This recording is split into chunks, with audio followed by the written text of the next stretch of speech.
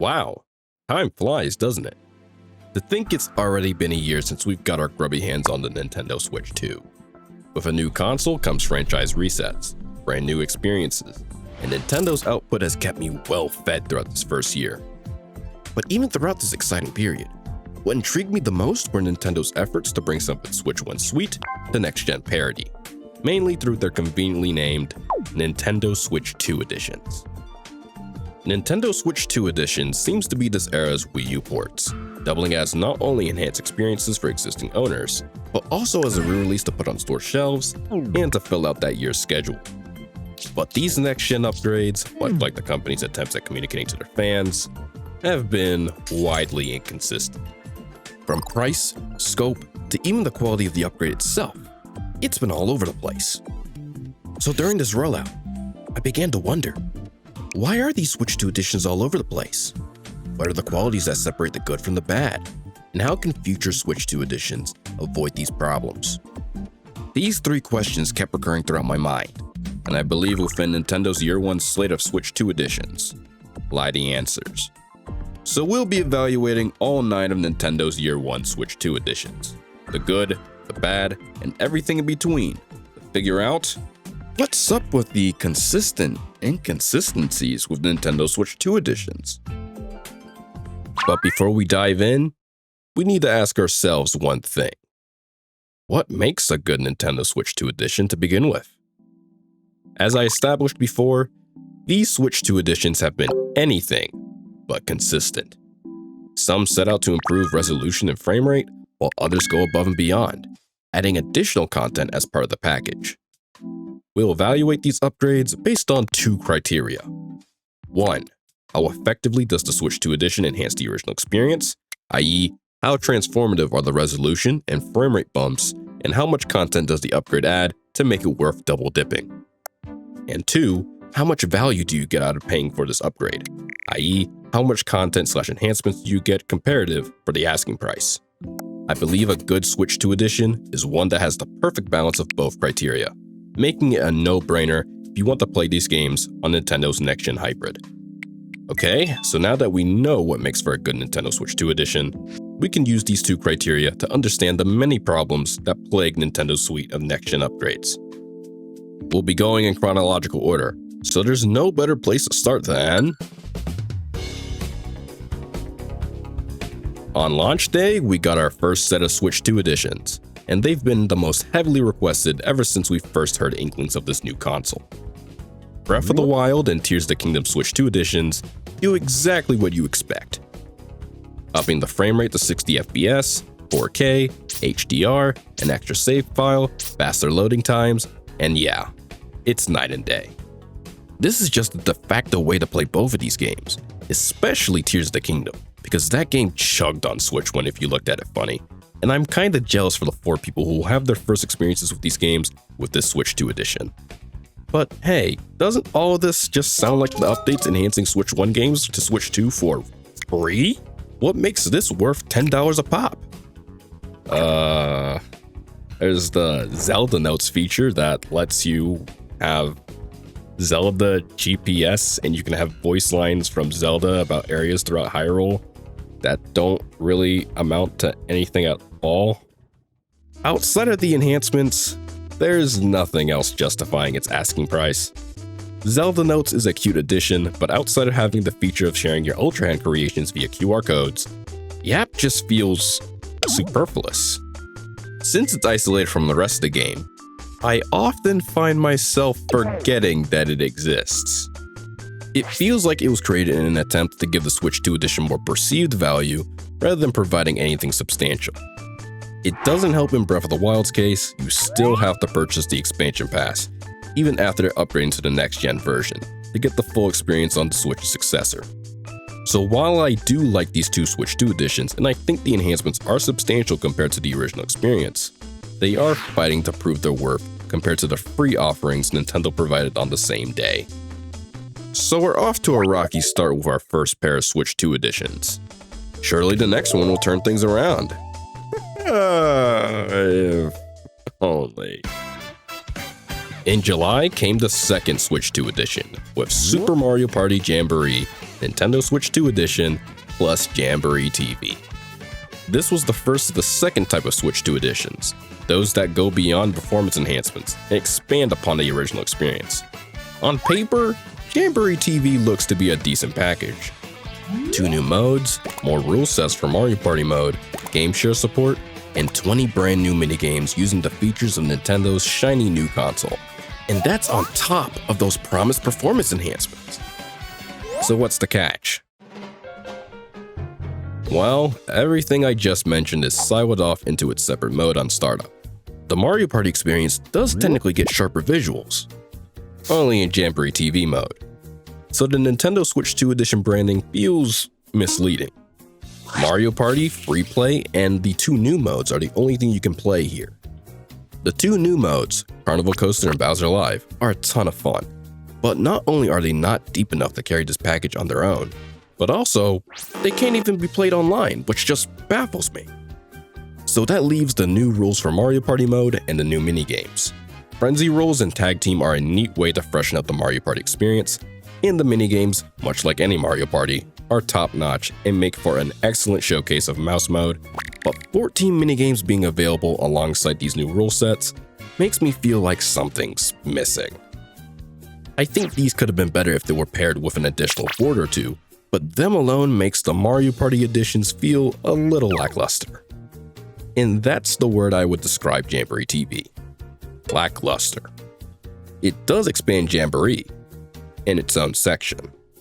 Jamboree gets visual enhancements for only certain parts of the experience. The new content's fun for the small amount you get. Nintendo did patch base Jamboree with visual enhancements a few months later, but it's still such a messy Switch 2 expansion. I feared this would be the precedent for this tier of Switch 2 edition, but luckily, the next Switch 2 upgrade gave me a sense of relief. August brought us the next Switch 2 edition, with Kirby and the Forgotten Land, Nintendo Switch 2 edition, plus Starcross World. This one is similar to Jamboree TV, adding new content alongside enhancing the original experience. Except in this case, it's actually good.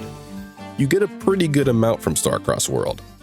12 remixed starry stages, which is half of the base game's total stage count, with their own unique gimmicks and mouthful transformations, a new final boss, a new tier in the arena, and 80 new gacha figurines.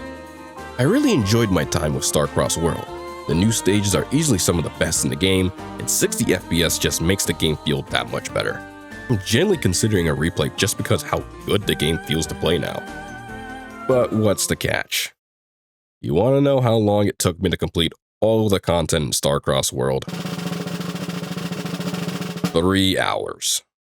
While the content is very high quality and you do get a decent amount for the price, it is unfortunately still a Kirby game, so you can burn through it in just a couple of hours.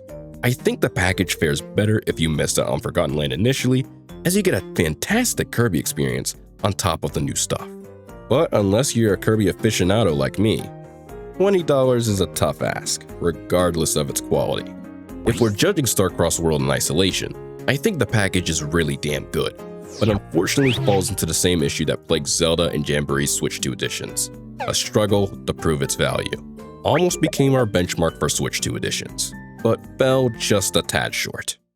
Alright, the next set of Switch 2 editions are a special case, as they released day and date with their respective Switch 1 versions. Those being the Switch 2 editions for Pokémon Legends ZA and Metroid Prime 4 Beyond. While these are technically upgrades in the sense that they do provide enhancements compared to the Switch 1 versions, they are more or less the Switch 2 release of a cross-gen game, rather than something of the likes of the previous Switch 2 editions we've discussed. They only cost $10 to match the MSRP of your average Switch 2 release. Legends ZA kinda stings knowing it is the same upgrade Scarlet and Violet got for free, but hey, guess the small indie Pokemon company really needed those extra profit margins.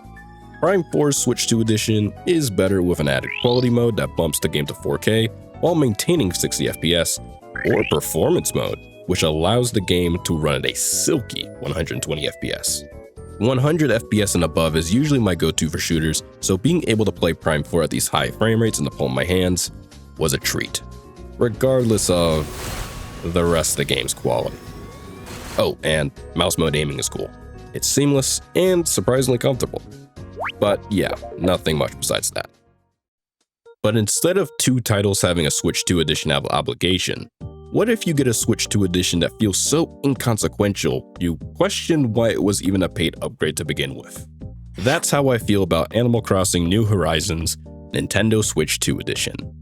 New Horizons Switch 2 edition provides a resolution bump, mouse mode for home decorating, a megaphone that uses the Switch 2's built-in microphone, and more players on your island. For $5, it isn't bad, but also these features don't scream substantial enough to be its own package. Except probably home decorating with mouse mode. That one is a game changer.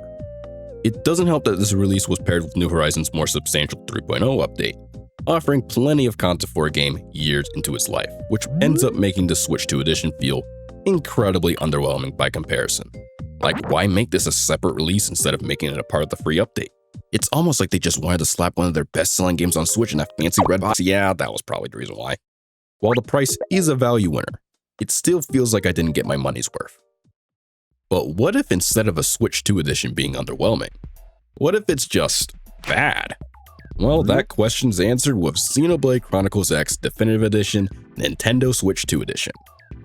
Yeah, that's quite a title. For $5, you get less than New Horizons' already minuscule Switch 2 edition. Just a resolution bump and 60 FPS. The frame rate boost is admittedly great. Xenoblade at 60 is something us fans have been requesting for years. The higher frame rate further emphasizes the MMO feel Xenoblade's combat has had since the beginning. But that's where the praises end. Somehow its 4K resolution increase actually made history. It actually makes the game look even worse. Instead of using DLSS, probably due to their engine not being compatible with the technology and the manpower needed to implement the upscaler would be better used on their upcoming projects, so we get this weird upscaling solution instead. Everything looks smeary and oily. It's like I got sent back to the bowels of 7th gen. TV mode is barely playable due to the higher resolution hiding the artifacts, and don't even think of playing this in handheld mode. It's just... what the hell is this, man? You're better off playing the Switch 1 version on boost mode. Not to mention the other issues this version has, screen tearing and cutscenes, bugs in online mode, etc, etc. This is antithetical to what a Switch 2 edition is supposed to do. These upgrades are supposed to alleviate headaches, not make more, and I'm appalled that Nintendo and Monolith would ship this Switch 2 edition in such a half-baked state. It's even more insulting that they thought this was worth $5. I was thinking a patch would come sooner than later, but that hope becomes slimmer and slimmer each passing day since its physical release. Maybe we'll see it on yet another random Tuesday, but I'm still disappointed in the product we have now. So far, the challenges Switch 2 editions have to face has been as follows: a struggle to prove their value proportional to their pricing, lackluster features, and coming out half-baked. But what if there's a Switch 2 edition that perfectly avoids all of these problems? One with phenomenal value, one that bolsters its respective game with surgical precision, and one that's packed with content along with being released in a complete state. And that Switch 2 edition is Super Mario Bros. Wonder, Nintendo Switch 2 edition, plus Meetup and Bellabel Park. Super Mario Bros. Wonder was one of my favorite games to come out of the Switch era. It injected new life into the stagnating 2D Mario formula with what was just an endless barrage of idea after new idea to surprise and delight. But even a game as wonderfully crafted as Wonder has its rougher edges, namely its multiplayer components and boss variety. For as homogeneous and forgettable the new Super Mario Bros. Series was, what wasn't forgettable was the multiplayer mayhem. The collision added another layer of fun that you don't really appreciate till it's gone. Multiplayer in Wonder is fine, but without the ability to bounce on your buddies or throw them off a cliff, it always felt like something's missing. Bosses were severely lacking in Wonder. The Bowser Jr. fights were fun, but he was the only boss besides the King of Koopas himself. That, alongside some worlds not having bosses at all, kept perpetuating that missing element I got from Wonder's multiplayer. And this is where Bellabel Park comes in. It not only comes with the usual bells and whistles that are standard with these Switch 2 editions, but also directly addresses both of Wonder's aforementioned blemishes. Bellabel Park introduces Attraction Central, an area dedicated to multiplayer activities. There's tons of variety too, from races, arenas where you rack up the most KOs on each other, co-op courses using mouse mode, and more.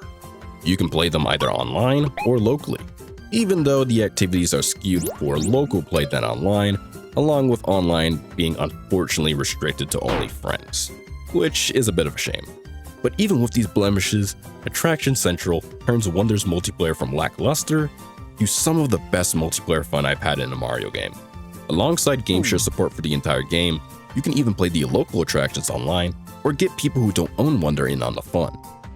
In an ironic twist of fate, Bellabel Park makes for a better party expansion in the expansion for the literal party game, which makes Jamboree TV look even more lackluster than it already was. But like I said, the multiplayer component isn't the only thing Bellabel Park touches up on. There's the bosses, and oh man, the bosses. The Koopalings are back with their own boss courses, and these are just some of the best 2D Mario fights, period. Larry becomes a living statue and you gotta smash your way to him. Roy becomes a ghost, ship in tow, and Ludwig becomes a thunder god to make up some of the most fun and creative boss fights we've seen in the series. Yet on top of all that, you get Rosalina and co-star Luma as characters, assist mode, the return of challenge mode with 74 challenges, a new power-up, 18 new badges, and oh yeah, there's Pikmin. This is the most bang for your buck Switch 2 edition yet. Its enhancements don't feel like a gimmick, they don't feel lackluster, and it makes it not only the gold standard for a Nintendo Switch 2 edition, but also the definitive version of an already fantastic 2D Mario game. Now that we understand the problems plaguing Nintendo's paid upgrades and have found the benchmark for a good Nintendo Switch 2 edition, we're left with one question: where to now? The pitfall these upgrades tend to fall in is having a horrible balance of content and value, as skewing towards one side or the other leads to an either overpriced or underwhelming product. Through Bellabel Park, we found our benchmark that any future Switch 2 edition should adhere to, but admittedly as more Switch 1 games get next-gen enhancements, the harder it gets to find titles that would be suited for the Switch 2 edition moniker. Most games could either be enhanced via a free update, or any game ripe for expansion would have those ideas and resources better spent on a brand new entry instead. But to my surprise, Year 2 slate of Switch 2 editions look to be a promising improvement over Year 1. All of these upcoming Switch 2 editions have two things in common: their price and their exceptional balance of content and value. At $9.99, they all come with the usual bells and whistles, alongside an extra mode or two. Fitness Boxing 3 gives an advanced scoring mode, and the entire Xenoblade Chronicles trilogy have gotten a few additions for each entry respectively. Currently only Xenoblade Chronicles Definitive Edition's Switch 2 edition is out, and it's mostly an improvement over XDE's Switch 2 edition.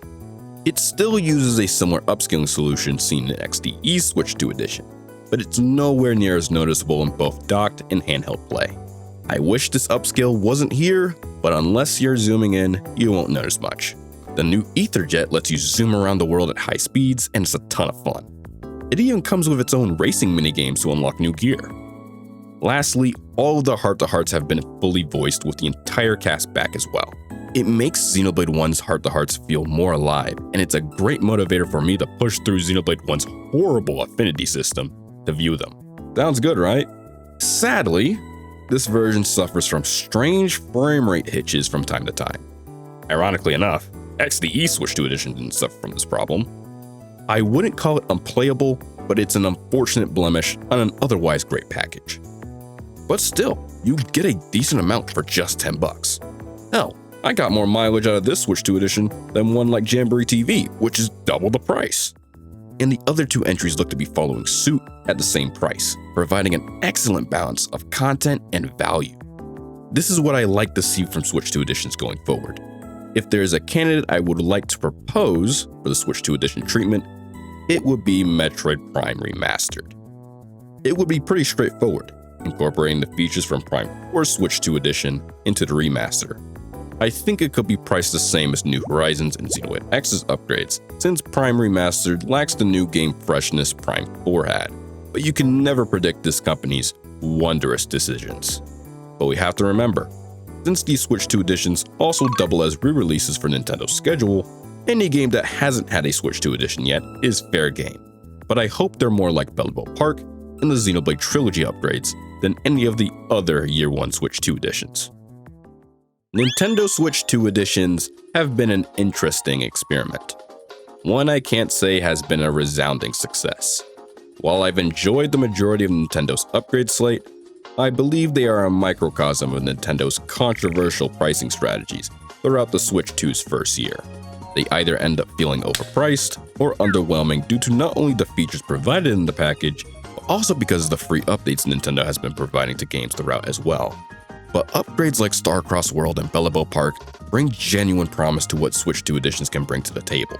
Ones that expand upon the original and cement it as a definitive experience rather than just a simple performance bump.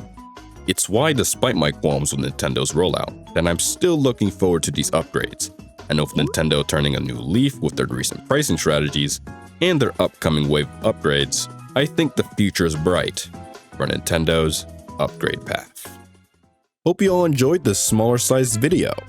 I had a ton of fun making it, experimenting with new editing techniques, and I got to talk about something I care about that doesn't warrant such a length as my Mario Kart World video. I would like to thank my Pyromaniac members Calixer and Pyrotechnic Ishtar. I'm so grateful for your support, and y'all help keep this channel running. If you enjoyed this video, leave a like and subscribe for more content like this. I've got plenty of videos like this in the pipeline, so I'd love to have you here on the ride. But let's close this video off with a Q&A. Considering how much you like Mario Kart World, what are your thoughts on the other big kart racers that released in 2025? Oh man, where do I begin? Kirby Air Riders was one of those pipe dream games for me, something you thought would never happen in a million years, yet it was sitting right in front of me. Air Riders is a beefier air ride, which was all it had to be. Racing an air ride is a ton of fun, and City Trial is more chaotic than ever. Road Trip is a neat addition for a single-player campaign, but I believe it suffers from the same problems Sakurai's other games have. You pretty much get your fill by the first run, and I would rather play the actual modes themselves instead of an assortment of truncated challenges. But even those grievances aside, I really like Kirby Air Riders, and it may be the subject for its own video one day. The other game, however, it's alright. Sonic Racing Cross Worlds is a fun enough arcade racer.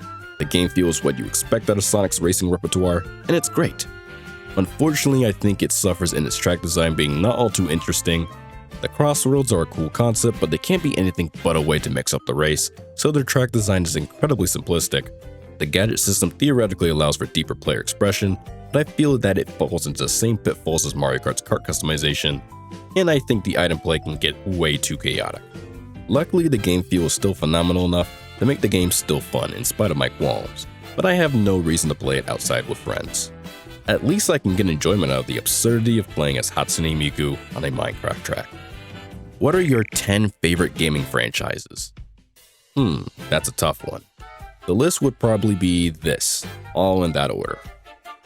Why is Super Mario Sunshine the best Mario? You're funny, you know that. What is your favorite portion of the video creation process? You already know. Editing, of course. I like writing, but being able to convey something through the visual medium is so addicting. Whether that be an emotion, a funny joke, a cool edit, all of the above, I love it all. I know it's not everyone's favorite, but man, it's really where my creativity shines. I always keep the editing in mind during every process of the video, constantly think of any cool or engaging idea I can do during a segment. So yeah, I like editing. A little bit more than the average person. Ape or primate? Ape. How big is your backlog? This big. What drives you? An interesting question. It probably just comes down to passion. I've loved games ever since I was a kid, and video production since my teenage years. These videos aren't easy and gauntlets from start to finish, but I always learn something new, whether that be a newfound appreciation for the game I'm covering, or a new editing trick for a future video. I keep making videos not because I'm in it for the money, but mainly because I simply love doing what I do. As long as you have passion for what you love, nothing's out of reach. And with that, we've reached the end. Once again, thank you for watching the video, and I hope to see you soon. Bye-bye.